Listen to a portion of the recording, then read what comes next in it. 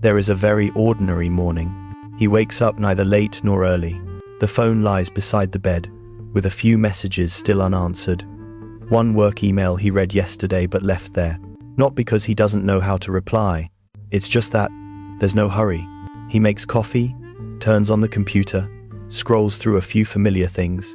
In his mind, there is always the sense that today he will begin to take things a little more seriously, but not right now. He looks like someone who has grown up. His age, his appearance, the way he speaks, everything fits the image of a mature man. When he talks, there is depth. He understands life. He sees through pretense, through society's meaningless loops. Others easily feel that he is different, even smarter than average. But it is precisely here that a very quiet truth begins to reveal itself. This is not rebellion. This is existential procrastination. He is not useless, nor is he foolish.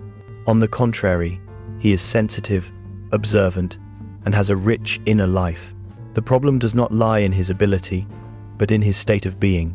His life always carries the feeling of being temporary, not a failure, but never truly begun.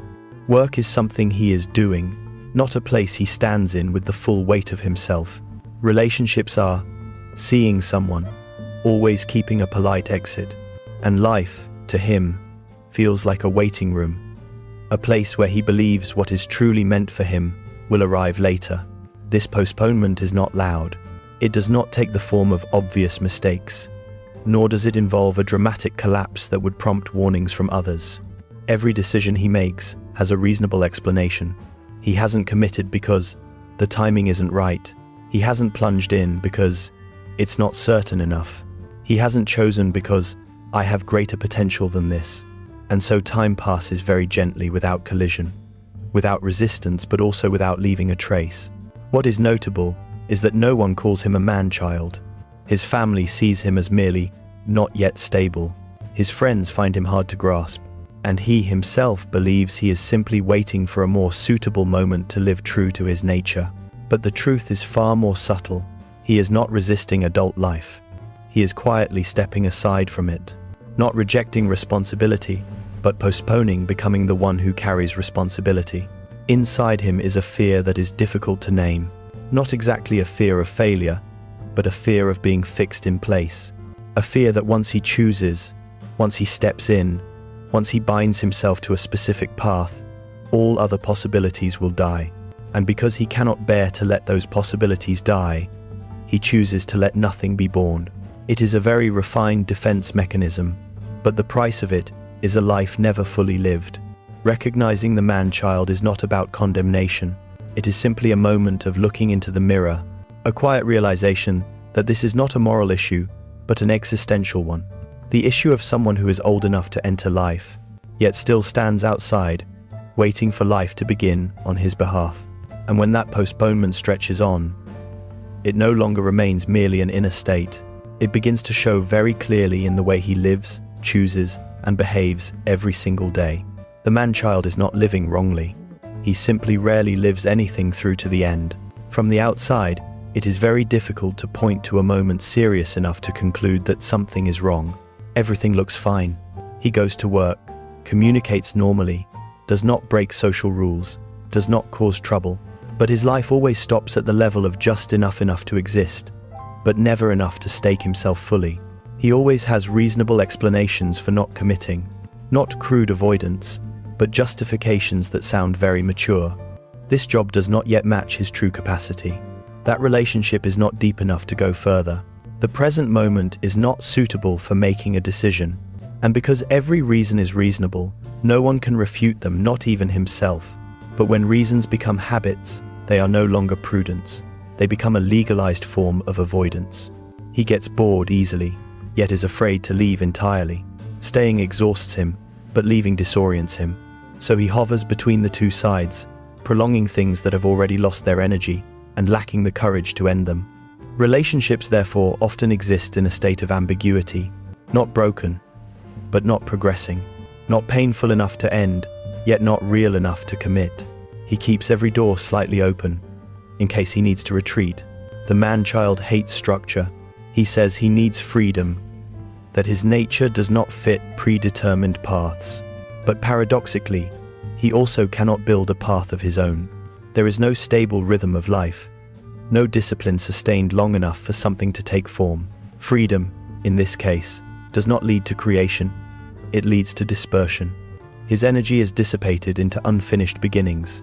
He talks a great deal about potential, about what he could do, what he could become. But when the conversation touches discipline, repetition, the act of doing something dull long enough for it to gain shape, his voice softens, not because he does not understand, but because deep down, he fears that if he truly commits, that potential will be tested and may not be as magnificent as he imagined. A quiet belief often follows him for many years. I was born for something bigger than this. The sentence sounds inspiring, but when it is not anchored in action, it becomes the perfect excuse to postpone the present. Everything he is doing is merely a stepping stone. Every life he is living is temporary, and therefore, he never places his full weight into anything. The behavior of the man-child is not loud. It has no drama for others to warn him about. But it is precisely this calmness that is dangerous, because when a person does not reject life, but continuously postpones it, he can drift through many years without realizing that he has been standing outside his own life. And when those repeated behaviors last long enough, they are no longer merely personal choices. They begin to reveal a deeper psychological mechanism, quietly governing every decision he makes. At this point, if one looks only at behavior, it is easy to assume that the man lacks discipline, fears responsibility, or is simply not serious enough about life. But such interpretations always leave a sense of incompleteness, because they fail to explain why he wants to live differently, yet remains still. Beneath those repeated behaviors, something is quietly operating, not to sabotage him, but to keep him within familiar territory. Inside him, there is a part that never left at the right time. Not the death of the body, but the ending of a feeling. The feeling that everything is still open, that he could still become anyone. As a child, no choice is final. Every path is possible. But to step into real life, something must close. Certain possibilities must be laid down. Certain images of the self must be left behind. And it is precisely at this moment that he hesitates. Not because he does not want to move forward, but because moving forward means losing a part of himself that feels deeply familiar. He clings to a sense of safety without naming it. Anything that resembles commitment, work, relationships, long-term responsibility unsettles him, not because these things are bad, but because they no longer offer an exit. And when there is no exit, he is forced to face his own limits. And so, thinking begins to replace action. He analyzes extensively, observes carefully, understands deeply. But with each additional layer of understanding, he slows down even more. Choices are lived fully in his mind, to the point that there is no longer a need to live them in the world. He confuses knowing who he is with living as that person. From here, a quiet illusion takes shape. He feels that he is progressing, maturing, becoming more conscious. But that feeling is not anchored in time, not anchored in concrete work, not anchored in anything that demands his full presence. And because it is anchored nowhere, it leaves no trace. Deep inside, something else is unfolding. Entering real life is not only about choosing a path, it is also about accepting that time is finite, that he will age, that he will fail somewhere, that not everything can be redone. In that suspended world, these truths can be postponed indefinitely. There, he is always in the tense of about to begin. But when a part inside refuses to end, the mature part cannot emerge. That man is trapped between two states, no longer the carefree child, yet never quite the grounded adult. There is no great collapse, no obvious tragedy, only a life held in suspension, where everything could happen, except the life that is actually taking place. And it is precisely here, when what keeps him standing still begins to reveal itself, that an uncomfortable question slowly surfaces. If this is neither circumstance nor laziness, then which part inside him is being protected at the cost of an entire life? That man rarely speaks about himself in a self-aggrandizing way. He does not boast, does not show off, does not need to be recognized as superior. His ego is not loud. It does not appear as a dominant voice. It exists as a very subtle silence, and precisely because of that, it is difficult to detect. Inside him, there is always a vague sense that he is different. Not different in a superior way, but different in a way that cannot be placed into a mold. He believes he does not fit conventional paths, that what is happening around him is too shallow, too narrow, too temporary compared to the depth he feels within. And because he believes this, he allows himself to stand outside, not opposing, not resisting, simply not stepping in. This silent ego does not say that he is special, it only whispers that he is not like others. And from there, a very dangerous exception is created. He does not need to live like ordinary people. He does not need to begin with small, dull, repetitive tasks. He does not need to be measured by standards he considers low. He waits for a context more worthy of the person he believes himself to be. The subtlety lies here. This ego does not need to be proven. It survives by never being tested. As long as he does not place himself in a concrete situation, does not stay long enough in a job, does not remain long enough in a relationship, the image of the person he could become remains intact. No one gets the chance to verify it, not even himself. He avoids failure in a very polite way, by not beginning, not because he fears pain, but because he fears a clear conclusion. Because once he truly acts, once he stays long enough, once he places the full weight of himself into life, results will appear. And those results, whether good or bad, share one thing in common: they end ambiguity. They force him to confront who he actually is, rather than who he could be. This silent ego also harbors a very particular fear, the fear of being soiled by life. The fear that if he immerses himself in ordinary work, friction-filled relationships, unglamorous responsibilities, something within him will be lost. Refinement, difference, the sense of specialness he keeps to himself. He does not want to trade that image for a life that leaves footprints. And so, he chooses to stand at a safe distance, close enough to observe, far enough to avoid being pulled in. There, he preserves the feeling of being deep, lucid, untouched by the current. But it is also there that he is never forced to grow up. The silent ego does not need to defeat anyone. It only needs to preserve the status quo. The cost of this silence does not arrive immediately. It comes very slowly, in the emptiness that follows moments of excitement, in evenings where nothing is wrong, yet nothing is real, in watching others move forward, not necessarily happier, but living while he remains where he is, armed with every reason to explain why it is not yet time. The silent ego convinces him that he is protecting something precious. What he does not see is this: what is being protected is not his deepest essence, but an image that has never been tested. And while that image remains intact, his life gradually shrinks, little by little. And it is precisely here, when the ego no longer needs to be loud to control every choice, that an uncomfortable truth begins to surface. Perhaps what keeps him standing still is not circumstance, nor fear, but a quiet attachment to never having to face himself at all. The price that man pays does not arrive in the form of a great collapse. There is no event heavy enough to force him to stop, no catastrophe, no loud, dramatic breakdown. Everything unfolds very gently, and it is precisely this gentleness that is frightening. It begins with a fatigue whose cause is unclear. Not exhaustion from doing too much, but exhaustion from never placing his full weight anywhere. Days pass looking so alike that he can hardly tell a Monday from a weekend. Nothing is wrong, yet nothing is real enough to be remembered. Time is not wasted in an obvious way, it simply slips by in silence.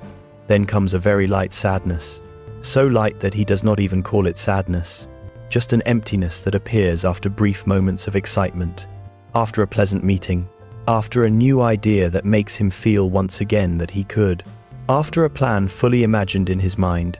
Everything fades very quickly, leaving behind a familiar silence. He is not in pain, but he does not feel alive either. He begins to doubt himself in a very vague way, not self-hatred, but a loss of self-respect. He notices that he talks more than he acts, promises himself more than he fulfills, and each time this happens, something very small inside him wears away, not large enough to demand attention, but enough for him to feel that he is no longer standing as firmly as he once did. In relationships, the price becomes clearer. He can be close, but struggles to stay. He can share, but rarely wagers himself. There is always a part of him that keeps distance, as if preparing for a future withdrawal, and because he never stays to the end, he never reaches true depth. Relationships therefore pass through his life not shattered, but leaving no imprint. They end in a polite silence, rather than a farewell. The price also lies in how he gradually loses the capacity to endure boredom. Anything that requires repetition, patience, or staying becomes heavy. He needs stimulation to feel alive, a new idea, a deep conversation, a sense of being understood. But these stimulations cannot sustain him. They only help him forget the emptiness for a moment, before it returns more familiar, closer. There are evenings that are very quiet. No one hurts him. There is no conflict. Yet he sits there, staring into the space before him, feeling as though his life has been suspended at some point behind him. He sees others moving forward, not necessarily happier, but they possess something he lacks. Footprints. They have gone somewhere. They have stayed with something, while he continues to keep every possibility open, and therefore, no possibility ever takes shape. The most painful thing is not failure. It is the sense that he has never truly tried, that if this life were to end here, there would be no moment he could say, at least, I lived it all the way through. The price of always being safe is a life not real enough to hurt him, and also not real enough to make him happy. And then, at some point, this price is no longer silent. It begins to touch his life in ways that cannot be ignored, forcing him into a moment of collision where there is no room left to postpone any further. It does not arrive as a radiant moment of awakening. There is no light, no clear answer. Everything happens very ordinarily. It is simply that one day, he realizes there is no longer enough space left to evade, not because he wants to face things, but because life no longer allows him to retreat one more time. It may be a job that demands a choice. No more trying things out, no more we'll see, or a relationship that begins to ask the questions he has always avoided. Where are we going? Or a failure that cannot be blamed on circumstance, cannot be softened by philosophy, cannot be filled with unlived possibilities. For the first time in a long while, he feels cornered. The familiar exits no longer work. Nothing dramatic happens. There is only a sense of depletion. The reasonable explanations that once allowed him to postpone no longer provide safety. The reassuring phrases that once calmed him now sound hollow. He can still leave, but the emptiness follows him, even when he does. He can still stay, but this time, staying means taking responsibility for his own presence. In this moment, he begins to see clearly what he has always avoided.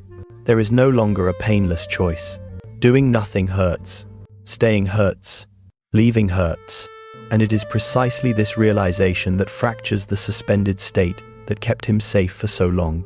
He no longer tries to avoid pain, because pain is now everywhere.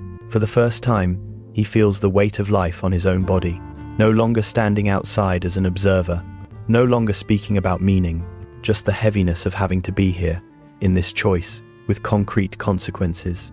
It is frightening, but it is also real. And it is this very realness that pulls him out of the prolonged suspension. No miracle occurs. He does not become someone else overnight. He is not more certain, not more courageous.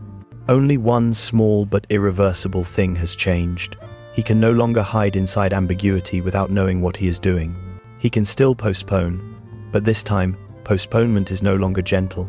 It carries awareness, and that awareness makes continuing to stand still feel heavy. At this threshold, he stands between two fears.